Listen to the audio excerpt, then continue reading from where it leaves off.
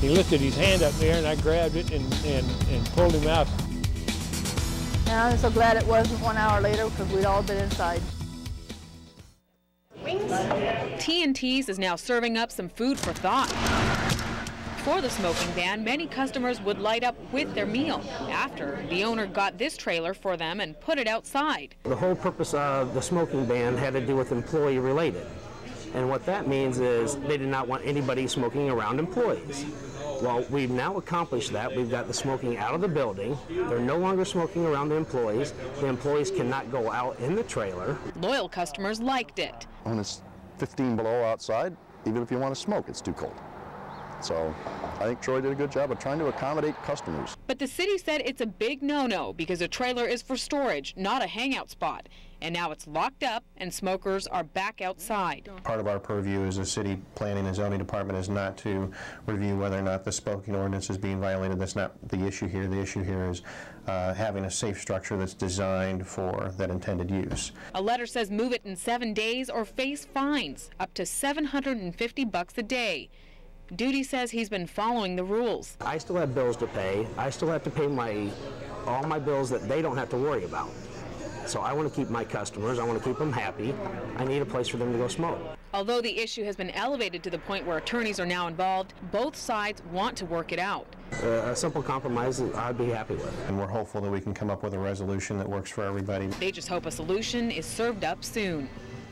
I'll never forget it. I can't believe I was part of this.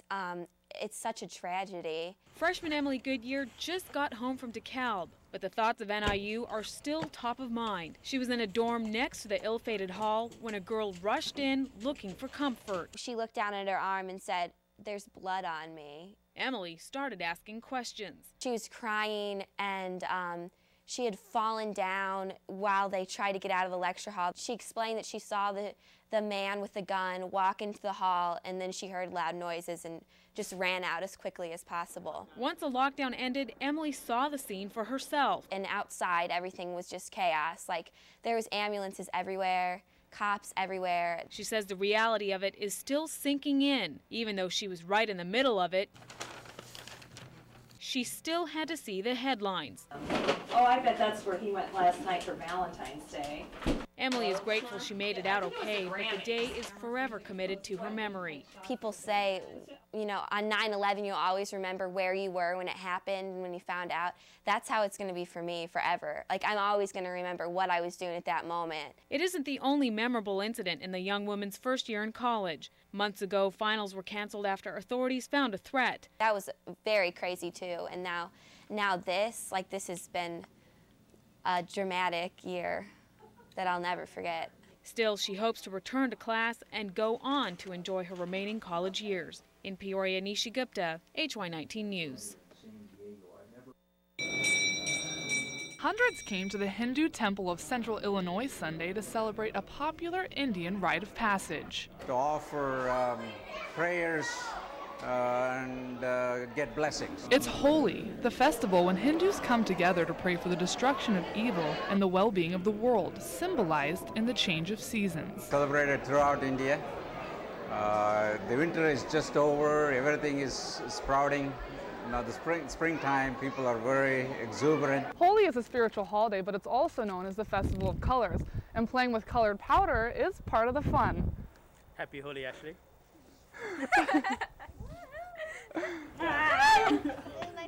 Today is just like spring and just having fun. As winter tapers off and spring begins to bloom, vibrant hues of powder begin to fly.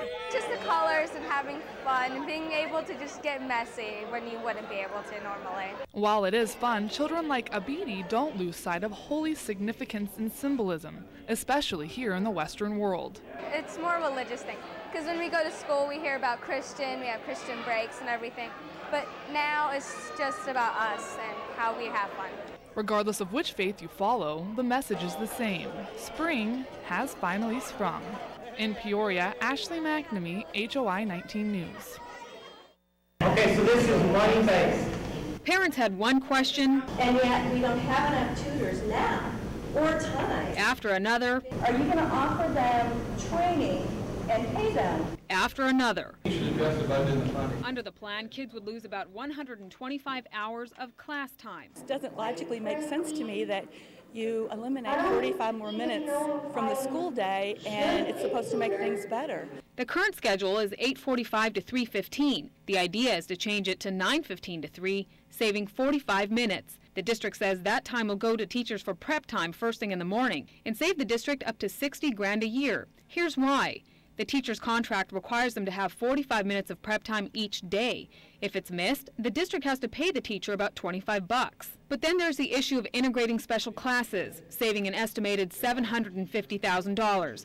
We'll use Charter Oak as an example. Each student there gets 2 PE classes, 1 music, 1 computer, and 1 science class a week, taught by part-time teachers. Under the plan, the district would require each school to have 2 full-time teachers worth to cover some or all of these areas. So at Charter Oak, under the plan, one of these teachers would have to go. Things at Charter Oak work now, and I think they should continue to stay the way they are. Parents say it's compromising education, but the district says it won't, because general teachers can pick up those skills or work with special teachers who are left. And with the opportunity to plan together and to integrate, our specials are going to support the classroom teachers as well as still use the same model they have right now of pulling kids out of the classroom. That's great, but I don't think that's really how it should be done. I think you really have to have that taught separately, where you can teach all the things about music that you're supposed to be teaching, or about PE, or about science that you're supposed to be teaching. The district says it's up to schools to decide what special classes they keep, but training could be given to teachers who need it. But many parents and teachers remain skeptical. In Peoria, Nishi Gupta, HY19 News.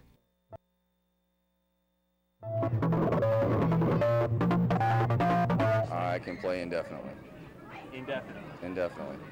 Until I get too tired to stay awake. And I've even got the wounds to prove it. For me, I was lucky if once a month I got to go out and play, which is why the nostalgia trip is so heavy for me.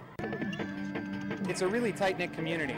There's a number of message boards and forums, and there's a big internet presence for this kind of thing. This is almost like a competitive sport to some people, isn't it? Yeah, it is. Some take it a little more seriously than others. Like how seriously? Well, usually I have to travel over 1,000 miles to get to one of these contests. Gamers have fun because basically these tournaments are rare. Only 2 that I know of exist each year. How does your wife feel about this? Well, she wasn't too happy about it.